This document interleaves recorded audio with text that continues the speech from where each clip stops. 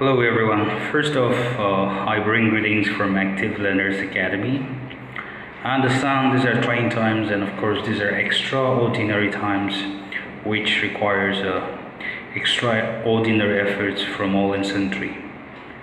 And during this lockdown period, I understand that especially there may be many aspirants who may be preparing or studying at home. So I just want to encourage each one of you to not lose hope.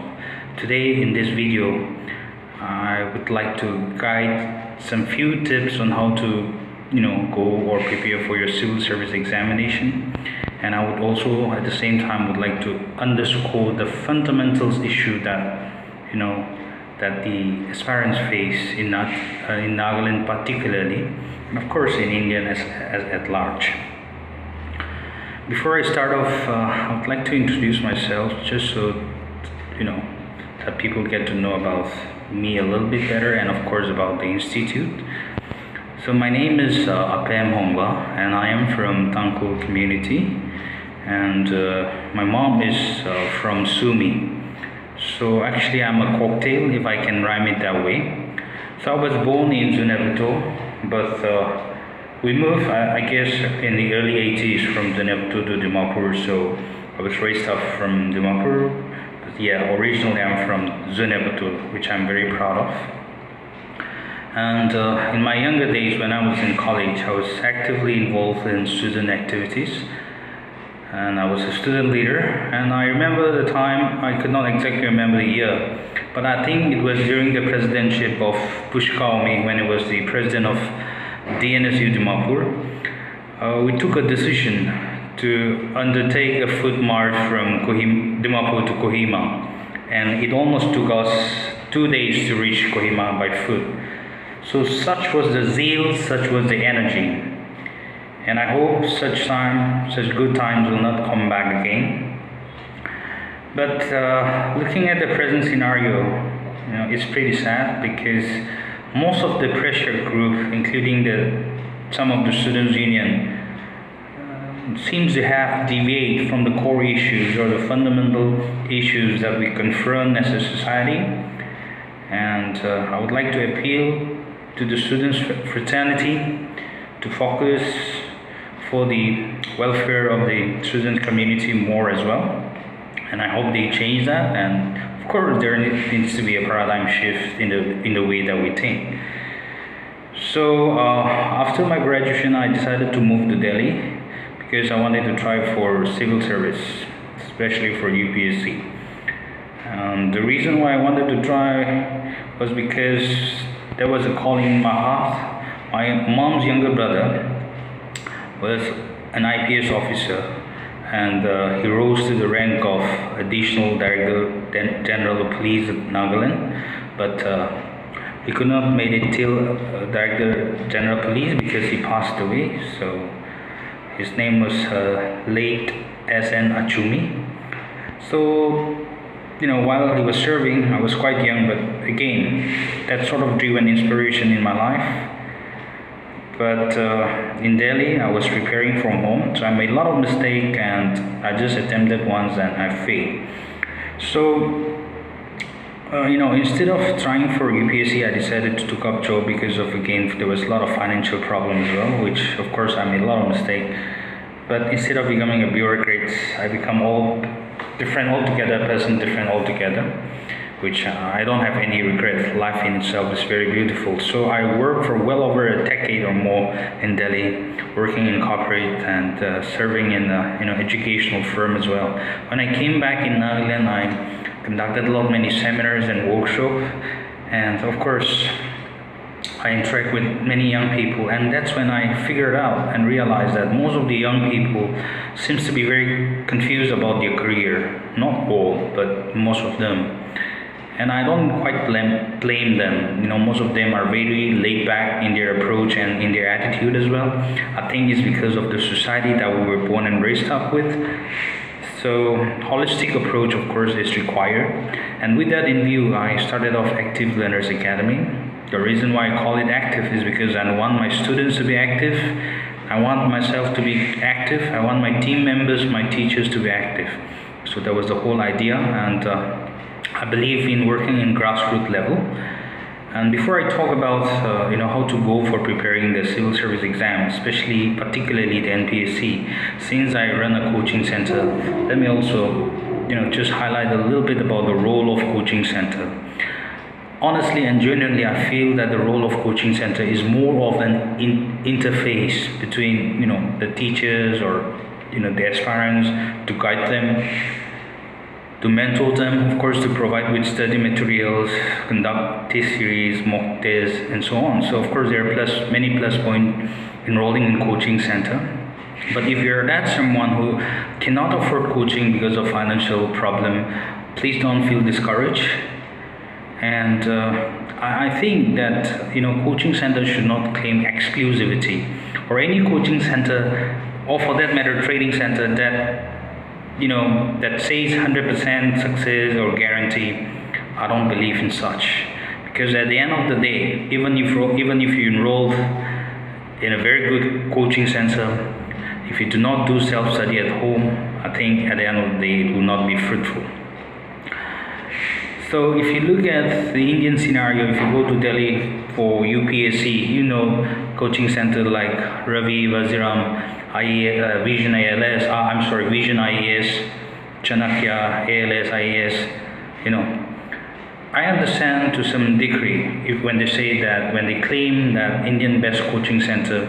To some degree we agree, because of the numbers of enrollment they get, and of course because of the result, right? So to a certain extent, even in Northeast or even in Nagaland, that goes the same thing. But if you're looking for any coaching center, I think any coaching center that provides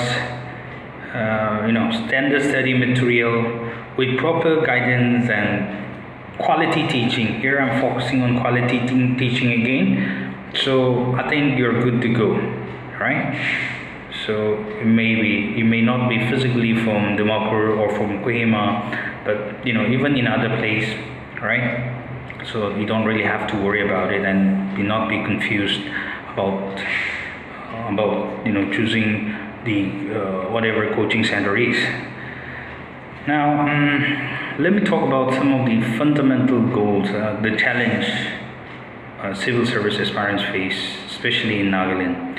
Whenever I talk with many young people, especially the aspirants, most of them, when I ask them what are the challenges, most of course talk about corruption and backdoor system. They often say that if I'm not from an influential family, there is hardly I may not be able to crack, because I need backing.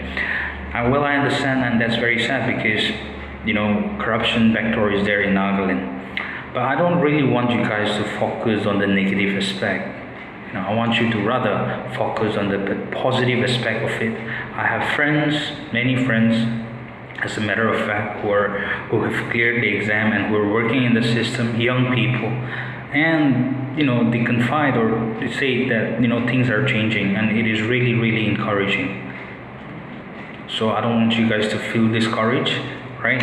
Things are changing. So of course, if we look at the present scenario, at times it is very, very sad, because we are often led by people who cannot affect change in the society, and we are also sick and tired of leading by people who can't really affect change in the society. So I think it's about time young people involved inside the system, by becoming a bureaucrat, or even in politics for that matter. That's what I feel, right? So I don't want you guys to feel discouraged. Things are changing. And now, if you ask about the challenge, you can talk about CSAT. Of course, reasoning is again a Naga HLS, and there are many challenges that you may also want to mention. You can talk about not getting proper guidance, not getting study materials, and so on and so forth. But before we talk about all those things, I want you guys to dig deeper, below the surface. It's been like 3-4 years that I think Nagas we have not been able to produce even IAS, or for that matter IPS.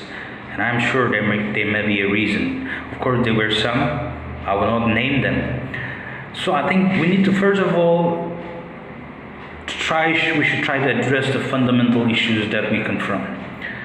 So I don't want any of the aspirants in Nagaland to pursue NPSC, or for that matter UPSC, for namesake, just because your parents ask you to do so, just because of the society pressure or because of social obligation. There has to be a calling from within. Unless there is a calling from within, I don't think you will be able to give your 100%.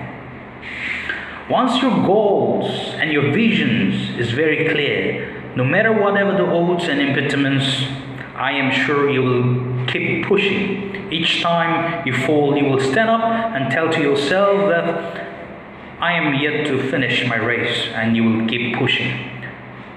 So I want you guys to ask yourself as to why do you really want to become a civil service aspirant? Or bureaucrats, in other words. You may want to become a bureaucrat because you want to serve your society, because you want to affect change in the society, because maybe you want to help your family, you need financial security in life. It could be many reasons. So first figure that out first. That is the fundamental aspect. That is one very important thing which you need to figure it out. And there are many other things besides that, and I also understand that, of course, there are lots of serious aspirants, and I also salute them, right? So before we talk about corruption, before we talk about backdoor, can we also talk about our attitude, our laid-back attitude? Most of the young people are very laid back in our approach. We take things for granted just like that, and we expect change overnight. These are some of the fundamental problems. Nagaland, of course, is the land of festival, which of course is a good thing. But if you are really a serious aspirant, you may want to stay away from all those festivals or festivities. Just imagine, in a year we have 365 days in a year, but if you spend 30 or 40 or 60 days attending all those ceremonies like birthday party, friends party, marriage or a festival, just imagine, think about the amount of time that you have just wasted, right? Corona pandemic has taught us something. I think social distancing should be another one way of life. Having said that does not mean we should not have life. Men are a social animal. We are all social beings. We can't afford to live alone. We need people. But at the same time, we should also learn to be ourselves, to remain aloof or locked inside a room for certain hours every day. So these are some of the fundamental aspects that I want you to ponder over, right? And I would also share some few tips, especially if you are a fresher, especially if you are a college student, how to go about preparing your civil service exam. First thing is, do not bother about the numbers of aspirants. Every year there will be 5,000, 10,000, 20,000 applying for the number of, and if you look on the other hand, if you look at the numbers of vacancy, it's just about 50, 100 rolled out, and of course you may feel dejected. But here what I'm trying to tell you is I don't really want you to focus on the numbers of aspirants. If you want to focus on yourself, focus on yourself. Let's suppose I'm from Dimapur per se. How am I supposed, or how am I going to compete with someone whom I have never met in my life? I don't know the person who is living in Mokchung, Kohima or Zenoboto for that matter. I do not know the amount of time that the person must be spending in his or her preparation. But what I know is about me. So I really want you to work on those areas of concern. Turn those areas of concern into your areas of opportunities. I often talk about Bruce Lee, life of Bruce Lee to my students. Because we grew up watching Bruce Lee movies, and I'm really fascinated by the moves of Bruce Lee. What most people knows about Bruce Lee is he's one of the best Kung Fu master, and then he also introduced what is called Jeet Kune Do. But what most of us do not know about Bruce Lee is he also did his master in psychology from America, and he is a philosopher.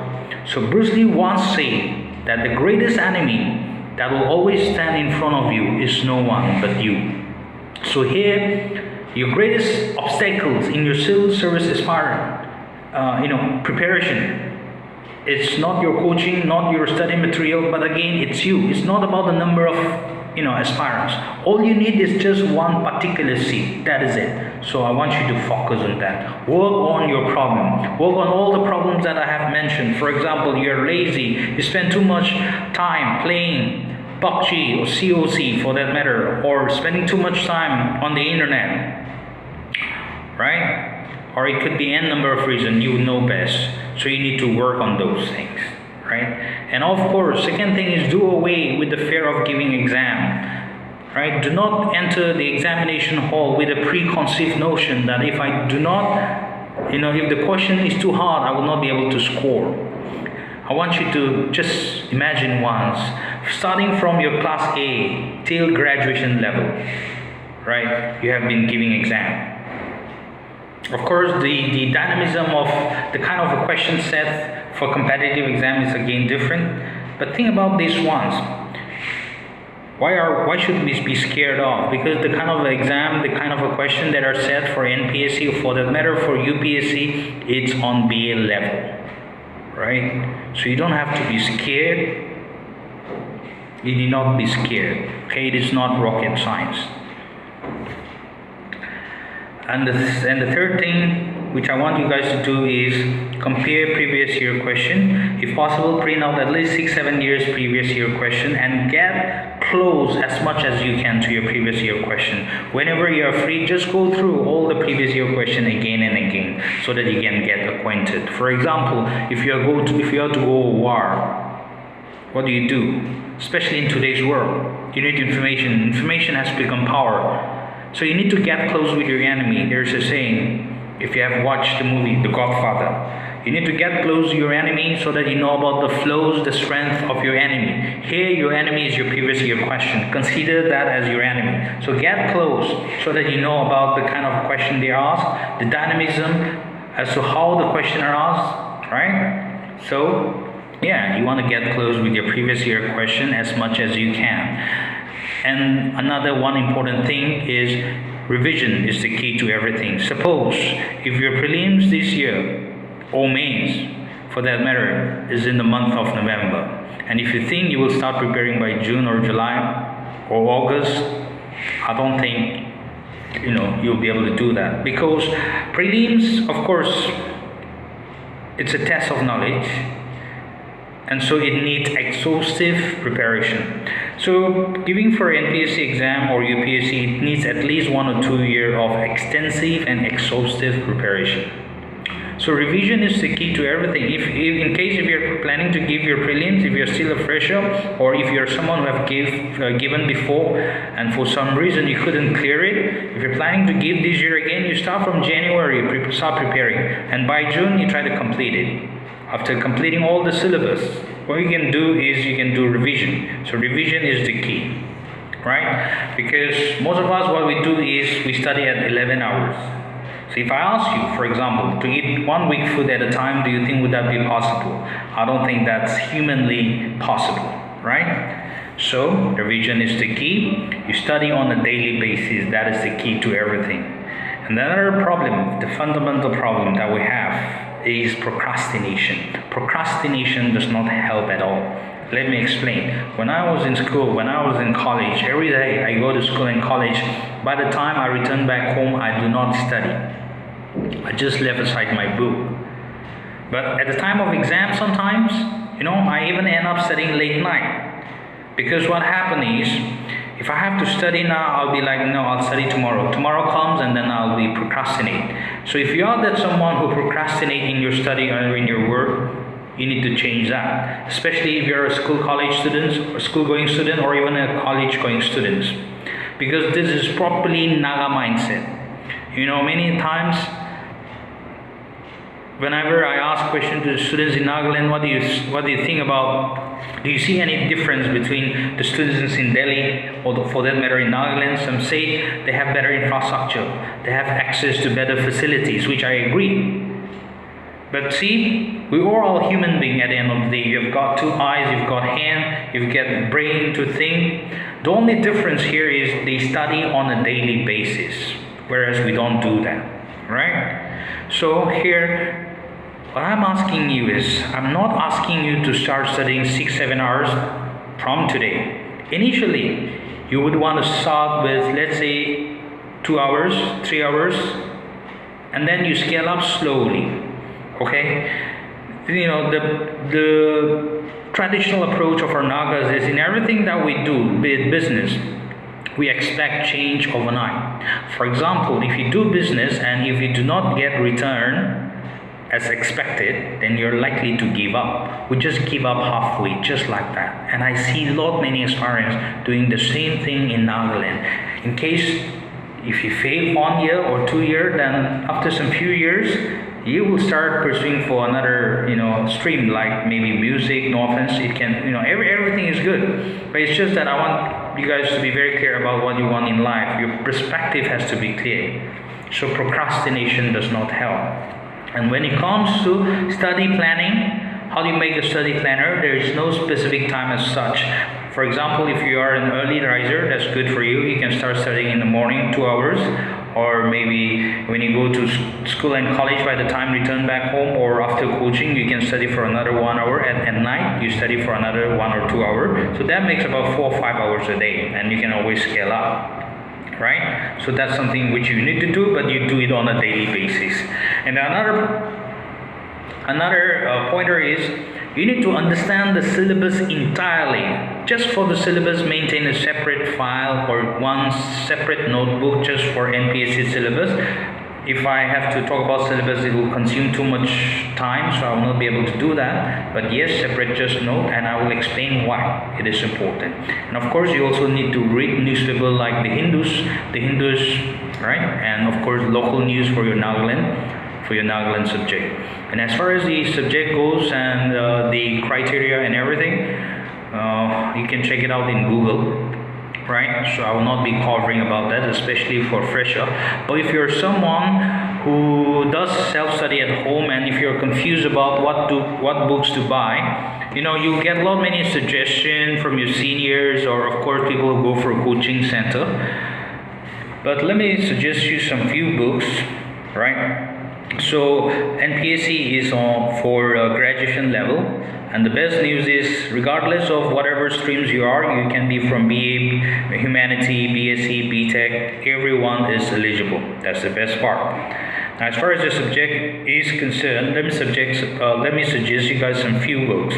For your history, that is Indian history. For ancient history, of course, there are many authors, okay? But I'm just suggesting some few names which I think could be helpful, all right? So for ancient history, you can go for R.S. Sharma, and for medieval history, you can go for Nitin Singhania, and for modern history, I suggest you go for Spectrum. Of course, NCERT is the basic, is the base foundation to everything, starting from class 6 to class 12 for all the GS paper, right? Or of course, even for general science as well. NCERT is the base, but at times you may not find all the NCERT books readily available in the market, especially the old NCERT. Plus, it can be very time consuming, right? So, but for UPSC, of course, UPSC NCERT is a must, right? Especially for but if you're trying for NPSC, even if you go about some of the book that I'm going to suggest, I think you'll be good to go. All right, for geography, that is for Indian geography, you can go for Majid Hussain. All right, so if you're UPSC aspirants and if you're opting for geography as your optional subject, you can go for GC Leong. Right, and for current affairs, you can grab any magazine, competition, success magazine, or if you can get Wizard magazine, that is also good. And there is also a magazine called Yuva, which is on a monthly basis. It's just about 13 rupees. You can also, I think, you can get it from Dimapur bookstore or from Delhi. If there is any problem, you guys can keep in touch with me, right? And for your polity, if you're a college student, it is called political science. Here we call it polity. Indian polity, you go for Lakshmikant, either 5th or 6th edition. There wouldn't be too much of a difference, but in the 6th edition you may find it more updated because of the recent abrogation of Article 317 Jammu and Kashmir, and of course the introduction of CAA, right? And of course there is a book called Nagaland, and so you need to study Nagaland in all this aspect. I do not have a specific author. There could be a lot many authors, so you can go for GK Nagaland, or for your public administration, for how does village council functions, how does administrative VTP functions, and so on and so forth, right? So I think there's an author named Along, and there is also an author called Tapanchit, and some few years ago I think Excel Coaching came up with their own their own book as well. So I think those things can also be helpful. And for Indian economy, we start studying from 1950, but after the coming of Modi government in 2014, it has been changed to Niti Aayog. But let me also suggest the name of two authors, Ramesh Singh and Sanjay Verma. All right. And for general science, you study up to till class 12 level, PCB and PCM both. Okay. For your reasoning CSET, you start from the very fundamentals as well, right? For math, reasoning. CSET was not there, I think, in UPSC up until 2013. And if you have clear till prelims, another additional general English, but I think that's quite easy. For your PubEd, you can also focus on the Lakshmikant, but there's also another author which name is KK Guy. And when you study, especially for PubEd and for economy, you try and study according to the current affairs, because even for PubEd, even NPSC question over the years, it is not static anymore. It is changing. It is dynamic. So it has become more and more broader, like UPSC, right? So your perspective has to be clear. So those things are important. Because of the time factor, I'm running a little bit fast, right? So prelims, as far as exam goes, there are three stages of exam: prelims, mains, and personal interview, which is also called viva. Prelims, it's just a qualifying test, meaning whatever the marks that you score in prelims will not be carried forward. It has 200 question MCQ, only MCQ, with there is a negative marking of 0.33. And cutoff mark could be anywhere between 115, 110, 120 to 125. That is solely on the discretion of the board members. If you are from general students like Sumi, Loha, Ao, then yes, of course, 115 to 20 maybe. If you are from our Eastern brothers and sisters, it can be a little bit lesser, right? So what you need to understand about prelims is this: prelims is just a test of knowledge. Therefore, it requires extensive preparation. But when you're studying for your prelims, make sure you study integratedly for your mains as well. Because even if you clear prelims, the amount of time, I mean the window that you get before you prepare for your mains may not be quite sufficient enough, right? So you want to do integrated study. That is very important. All right. So in prelims, either you know the answer or you don't know. As simple as that. In prelims, it is not a question that is difficult, but it is the option that can make the aspirants confused. So of course it is, an NPSC is more factual based, right? So if you talk about the basic difference between UPSC and NPSC, UPSC is more of a concept based. That is why we often ask the aspirants to go through the Hindus, the editorial section over and again, just to have a clearer picture about the concept, right? Because concept clarity helps relate with knowledge, right? So when it comes to NPSC, it is more of a factual based. Most of the questions are based on actual occurrences or things that has happened in the past. Okay. So let me suggest some few tips on how to attempt for your prelims, right? So, but my advice and suggestion is you go through MCQ or you study all the notes that you have at home or in coaching center, right? So when you're in examination hall, please don't panic, even if you're a fresher, right? The good news is nobody knows all the answer. Out of all the aspirants, out of 200 questions, there will be no one who knows 100%. So that's a good thing. For example, if you know 90 questions out of 100, there could be someone who just know about 60 or 30 maybe, right? So you don't have to be scared, okay? Nobody knows all the answer. So how to attempt? The first thing which I would suggest is when you're attempting your MCQ, first attempt those questions which you are 100% sure of. Out of 200, I am sure there will be some question, maybe 90 question or 100 question or 80 question which you are 100% sure of. So you do that, okay? There could be a lot many technique to do it, but again, prelims is also a number game, so I'm suggesting some few tips. This is not 100% advisable. If you think it is helpful, you take it. If not, it's okay, right? There's no hard and fast rule. All right, so after attempting 80-90 question, you pause for about a minute. Of course, time is again a big constraint or an issue, but just about a minute you count. And after that, second thing what you want to do is you can also apply what is called elimination process or winnowing method. The second thing is you will eliminate option with your pre-existing knowledge.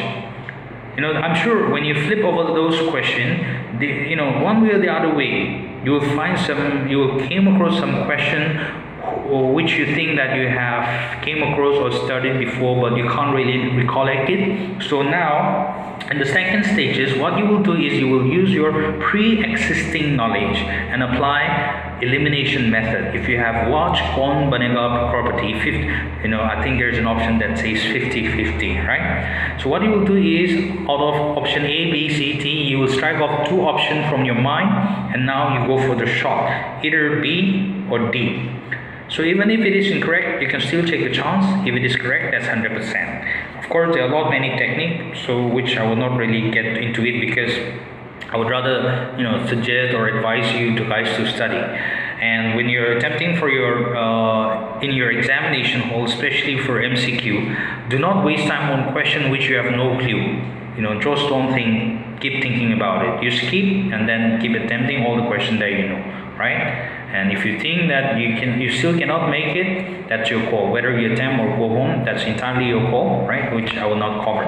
So that's how it is. So once you clear prelims, since it is only a selection process or a qualifying test, the extra mark that you got will not be carried forward in mains. Now mains, when you're attempting for mains consists of 3 papers carrying 200 marks each, right? First is general English, and then GS paper 1 and GS paper 2.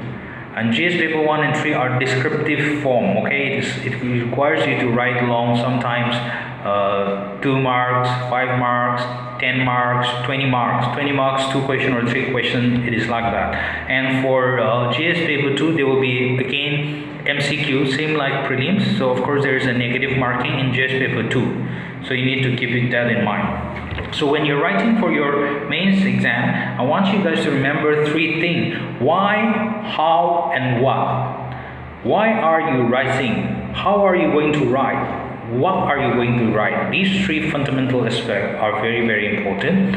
So let me also give you guys some few tips on how you can improve your writing, or how you can practice mains writing, descriptive writing at home, or even where in your coaching center. I'm sure if you are some of the aspirants who avail coaching, your teachers or your mentors will be in a better position to guide you. But let me also guide some few tips, right? So the first thing, handwriting is very important. I want you guys to go to basic. In today's world, most of us use phone and internet, and we're glued with our tablet or computer or maybe laptop.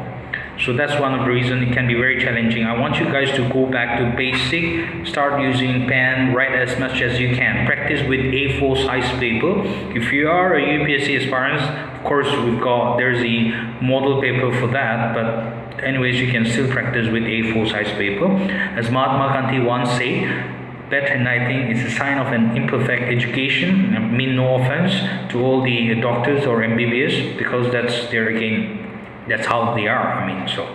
And I want you guys to remember the 3 aspects where writing means: speed, accuracy, and content. content, I'm sorry, speed, accuracy, and content. Why do I say speed? Because you are required to write within certain stipulated time, right? So you need to learn. It comes with only true practice. Okay, speed is required, speed, but with a very good and presentable handwriting. And why do I say accuracy? Because if you're asked to write with 200 words, if you can write only about 100 words in an exam, you may not score much. So what you want to do is, when you practice at home, in the first page in A4 size paper, once you write down all the sentences, make sure you count how many words. That's how you will have a fair idea as to how many words can be contained in one particular page, right? So yeah, that's how page 1, page 2, if it is about 200 words, 500 words, it can be 4, 5 pages or 3, 4 pages, right? That's how you write. So accuracy is very important, and your content is very important. Whatever the things that you're going to write, that is what is called content, and the content has to be contextual, meaning whatever the things that you write in the content has to reflect, and it has to coincide exactly with the kind of a question that are asked. You cannot afford to deviate from the question. You can, yes, of course, here and there you can deviate a little bit, but in order to score better, it has to be contextual. Okay. And of course, one thing you also need to remember about your basic grammar, right? Like your tense, plural, singular, noun, right? Those things, subject, verb, agreement. So just go back to your basic. So let me suggest some few tips again on how to improve your writing. First thing is, I would suggest you guys to learn new words every day. It can be 5 words, 10 words, but of course don't try and learn words which are very difficult to decipher or difficult to understand. Use words which are easy to understand. So you can either learn from dictionary or from Google, or when you're reading a newspaper, in case if you came across any words which you find it interesting, just underline it and see how do the author or the editor construct the sentence, and then try to incorporate into your writing. That will help you a lot. And number 2, when you write, please identify the keywords. For example, if the question is evaluate or examine, those are keywords, right? So according to that, you have to write. So that is what is contextual by me. All right, and you need to always stick to the question. Okay. And another point is, you need to arrange your ideas into an orderly fashion. For example, when you start writing, your introduction could be of 4 or 5 lines at the most, right? But do not write the whole page as an introduction, because that is a wastage of time, energy, page, and everything. So you don't want to do that at the time of examination. So your introduction could be of 3-4 lines, and after that your body. So when you start your body, you can always start off with subheaders, we call it, or keywords or pointers, right? So just so to grab the attention of your examiner, when you write in the subheading, you can underline it, or I think even in UPSC you are allowed to write a box as well. And you can also use graph and semantic, right, if you're comfortable, especially for geography or maybe for science. That's how you can score more mark, right? And you always use capital letters or proper noun, right, for capital letters for proper noun, and for acronym, right? Acronym like VIP, NITI Aayog, and so on. So those are important. So whenever you write your mains for descriptive, always write with support with facts and figures. Of course, these are contextual. All right, you need to have a clear concept, but yes, it has always needs to be backed with facts and figure. Otherwise, you will not score much. And the last important points, I'm going a little bit fast. The last important point is, you need to avoid using extreme words. Extreme words are words like oh, should be, must, those. Try and avoid using those words, because you don't want to do that. And the last thing is, oftentimes when we write, we use the word in conclusion. So instead of writing in conclusion, I can also suggest you guys to write another word like way forward, right? Header can be way forward, or suggestive measures, and so on. So the last point is how to read the newspaper. So when you read any newspaper, especially local news for your current affairs or for GK, Nagaland GK, current affairs, or when you read the Hindus or any national newspaper, the first page is very important, but you need to read it selectively, right? And the amount of time that you study or prepare for your newspaper reading should not actually be included in your study hours. This is, you can do it either in the morning or at the time when you're about to sleep, right? So when you study, do not read about any political statement. For example, political statement will always be there. For example, today Narendra Modi lashes out Sonia Gandhi. Those are politicking, right? In other words, so political statement will always be there. So those are not relevant from examination point of view, right? So you need to read very selectively. So for example, if you read the Hindus, the editorial section, or in Nagaland Post, for example, the postmodern page, those are important because there are many authors who subscribe their ideas or write forward their ideas, so it can relate. But study or read only if it relates to your syllabus. That is the reason why in the first I've asked you to maintain a separate syllabus, right? So whatever point that they have read or written, make sure that you read if it only relates with your syllabus. So you can read about issues that are relating to governance or hot topics that are doing the headline. For example, for now we have this coronavirus, so you can read about disasters management, sports, personality or new appointment, and science and technologies, and so on. So always analyze NPSC syllabus that correlates. That is very important, right? So that is how you also do your read your newspaper. I wish I can explain more, but because of the file, it will be again too big a file. So I've skipped almost all the important things.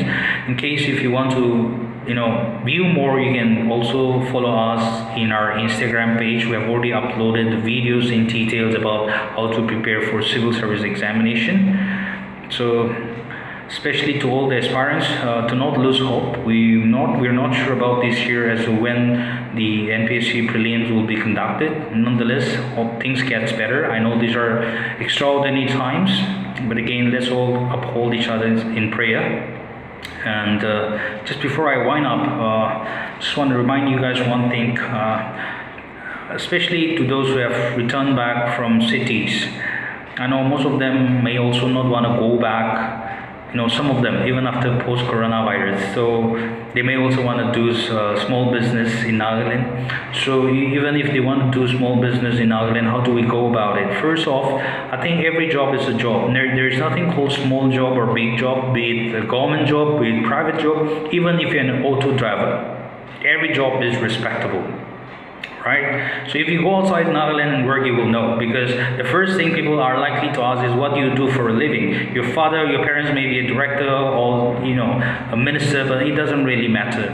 They just want to know what you do for a living. So if you say I'm an auto driver, you'll earn more respect, right? So it's about time we should fit in to each the gap. And I think government of the day should also, it will be good if they can navigate the way. And then I also hope that especially the undergrounds, different nomenclature, they also do relaxation, all those taxation, so that the young people can involve more.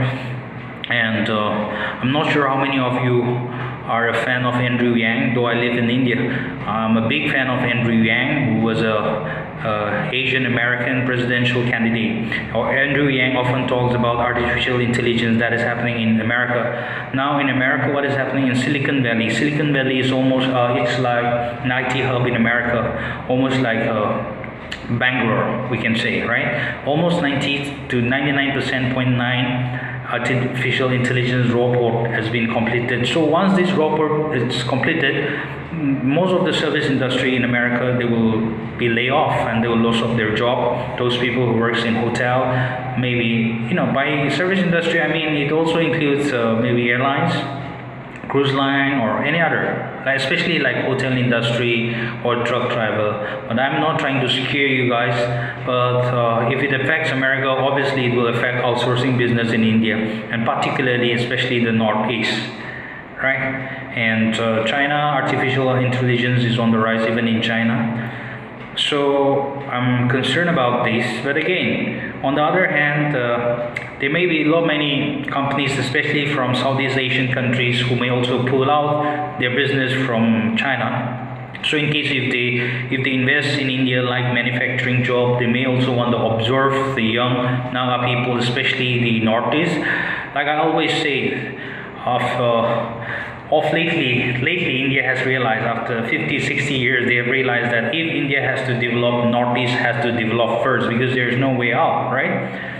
Pakistan, because of the geopolitical strategic region, India cannot really connect to the rest of the world through Pakistan or Bangladesh. The only way out is Northeast. Maybe that's the reason why four-lane construction is there. So of course, Northeast can offer many things, but particularly Nagaland can offer two things with the rest of the world.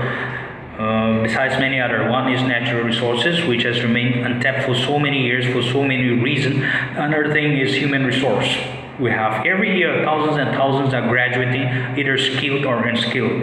So I think it's about time we empower those resources. Of course, we should not really by not only focusing on the hard skills. Hard skills are something which you acquired over time by going to schools and college, that is your educational degree. But of course, soft skills is also important, right? So I think we also need to focus on that to develop one's personality, interpersonal skills, communication skills, and so on. So this is going to be very challenging. So if you are that someone who is lazy, who always complain, then it will be much difficult and much tougher for you. But if you're someone who is willing to learn, relearn, then I believe there will be a way up and we can pull this through. And of course, I'm not sure how many of us will be willing to venture out in agriculture, but I see this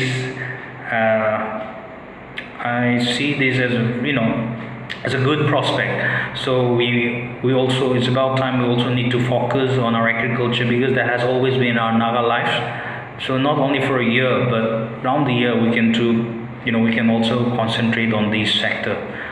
So with these few words, I'll be completing my presentation. So please follow our Instagram page if you want to learn more about things that I have said. And yeah, it's a trying time, so please stay safe, stay home wherever you are, and God bless you all. Thank you so much.